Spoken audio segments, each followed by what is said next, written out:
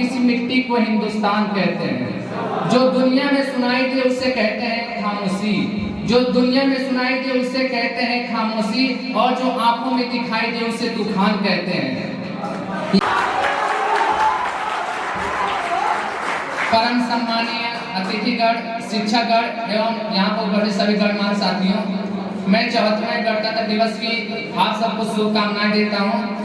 और इस उपलक्ष्य पे मैं B.Pharm सेकेंड ईयर का छात्र दुर्गेश तिवारी आपसे देश प्रेम एवं राष्ट्र निर्माण संबंधित कुछ बातें साझा करना चाहूँगा। आजादी का असली मतलब वही समझ सकता है जिसने कभी गुलामी की हो। हम बड़े सौभाग्यशाली हैं कि हमने एक स्वतंत्र भारत में जन्म लिया। यूं तो आजादी की लौ 1857 में ही जल चुकी थी, जो मसाल बनकर हमें 1947 में आजादी दिलाई। प्राचीन मध्यकालीन और आधुनिक भारत के उदाहरणों से स्पष्ट करना चाहूंगा कि जब हम फिरंगियों के फेरे में फंस गए थे, तब इनकलाब की एक नारे पे पूरे टोले के टोले उमड़ाते थे और उनके वंदे मातरम की एक आवाज पर शरीर में उठने वालों 5-5 डिग्री का तूफान अंग्रेजी शासकों के जड़ों में तूफान ला देता था। तब लोग मर जाते थे, मिट जाते थे, फांसी चढ़ जाते थे, वो भी अपनी देशभक्ति साबित कर रहे होते थे, क्योंकि ये उस वक्त की देशभक्ति की कसौटी थी। फिर 62, 65 और 71 की युद्धों में अपना सिंदूर गंवा देने वाली औरत, जब घर के हालात ये हो जाया करते थे कि प्यार भी बेशुमार गया, मांग का सिंदूर गया, नन्हे नौनिहालों की लंगोटियां चली गई, छोटी छोटी बेटियों की चोटियां चली गई, ऐसा एक विस्फोट हुआ जिससे पता ही नहीं चला कि जिस्म की कई बोटियां चली गई। और आपके लिए तो एक आदमी मरा हो साहब, हमारे घर की तो रोटियां चली गई, हमारे घर की तो रोटियां चली गई।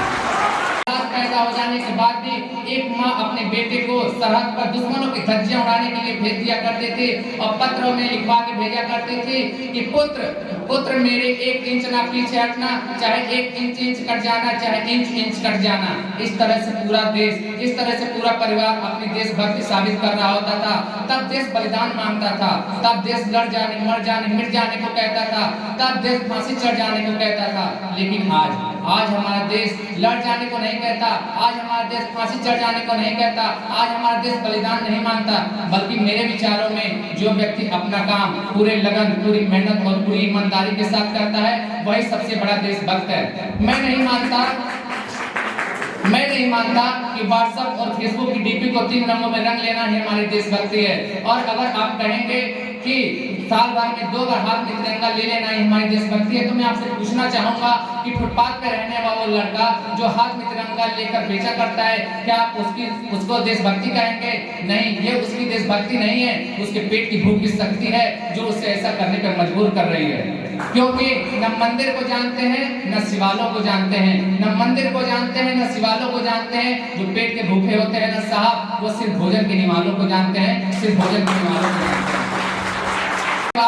अपने समाज, अपने राष्ट्र, अपने वतन के प्रति हमारा समर्पण का भाव है देशभक्ति। और हर उस देशद्रोही के जीवन में आने वाला तूफान है देशभक्ति, जो ये समझ सके कि अगर तू परिंदा है तो ये आसमान तेरा है, अगर तू परिंदा है तो ये आसमान तेरा है, अगर तू दरिंदा है तो ये शमशान तेरा है। भाईचारे से रहना है तो रह इस जमीन पे, नहीं तो ये कब्र भी तेरा है और ये कब्रिस्तान भी तेरा है।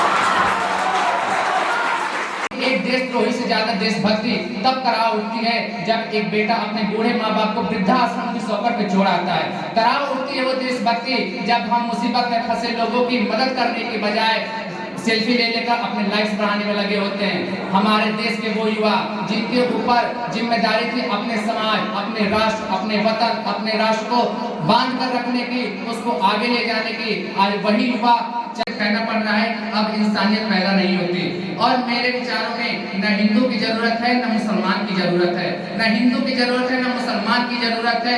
एक अच्छे राष्ट्र निर्माण के लिए सिर्फ एक अच्छे इंसान की जरूरत है। जरा सोच कर देखिए, ये पेड़ पौधे, ये शाखाएं भी परेशान हो जाएं, ये पेड़ पौधे, ये शाखाएं भी परेशान हो जाएं अगर परिंदे हिंदू और मुसलमान हो जाए।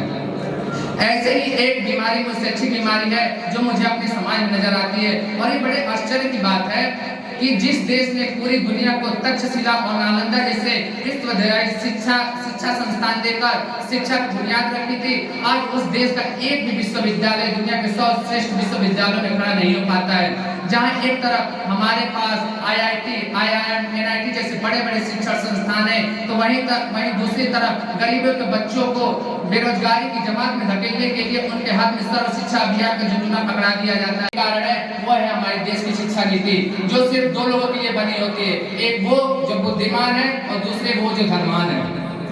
और मैं इसके लिए सबसे बड़ा जो जिम्मेदार है वो मानता हूँ हमारा अंधविश्वास, क्योंकि हमारे समाज का वो युवक जो जिसके ऊपर जिम्मेदारी थी अपने समाज, अपने राष्ट्र, अपने वतन को बांध के रखने की, वही युवक अपनी सफलता के लिए मंदिरों में जा जाकर नारियल फोड़ कर जब तक भगवान को रिश्वत लगाता रहेगा, हमारे देश का शिक्षित वर्ग बिल्ली के रास्ते काट देने पर रुक जाएगा। हमारे देश का शिक्षित वर्ग अपने जाति, अपने समाज को ऊंचा बताने के लिए दूसरे जाति, दूसरे समाज की अवहेलना करता रहेगा। तब तक न तो हमारा अंधविश्वास खत्म होगा, न हमारा राष्ट्र निर्माण संभव होगा। हमारी सभ्यता को पूरी दुनिया ने अपनाया है, तो फिर क्यों हमने अंधविश्वास फैलाया है? मेरे विचार में हमारा राष्ट्र निर्माण तब संभव होगा जब इस देश में औरतों की पूजा नहीं, उनकी इज्जत की जाएगी। हमारे विचार में राष्ट्र निर्माण तब संभव होगा जब हम जातिगत एकीकरण पे नहीं बल्कि राष्ट्रीयकरण पे बात करेंगे। मेरे विचार में हमारा राष्ट्र निर्माण तब संभव होगा जब सड़क पे चलता हुआ प्रत्येक नागरिक स्वच्छ भारत मिशन को अपनाएगा और स्वच्छ भारत, स्वस्थ भारत को दिल से अपनाएगा। और मेरे विचार में हमारा राष्ट्र निर्माण तब संभव होगा जब एक गरीब का बच्चा मध्याह्न भोजन के लिए नहीं बल्कि ज्ञानार्जन के लिए सरकारी स्कूल की चौखट पे कदम रखेगा।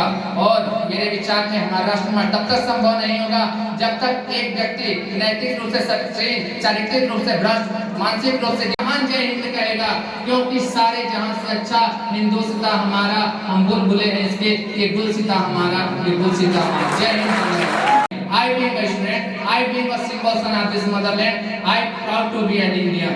और मैं आज इस मंच से उस सड़क पे खड़े उस जवान को सैल्यूट करना चाहूँगा जो हमारी रक्षा करता है, उस पुलिस प्रशासन और उस किसान को सैल्यूट करना चाहूँगा जिसकी वजह से आज हमारा राष्ट्र निर्माण संभव होने के कगार पे है। इनके बिना हम राष्ट्र निर्माण की कल्पना भी नहीं कर सकते हैं। और आज मैं पूरी जिम्मेदारी के साथ इस मंच से इस देश का बेटा यही कहना चाहूँगा कि हमको, आपको, आप सबको मिलकर अपने देश को आगे बढ़ाने की जरूरत है, क्योंकि ये देश की जिम्मेदारी नहीं है कि वो हमें आगे ले जाए, हमारी जिम्मेदारी है अपने देश को आगे ले जाने की। तो अंत में मैं बस यही कहना चाहूँगा कि मेरा हिंदुस्तान जिंदाबाद है, जिंदाबाद था, जिंदाबाद रहेगा। मेरा हिंदुस्तान जिंदाबाद था, जिंदाबाद है, जिंदाबाद रहेगा। और होगा हौसला बुलंद तो एक दिन पाकिस्तान भी जय हिंद कहेगा। और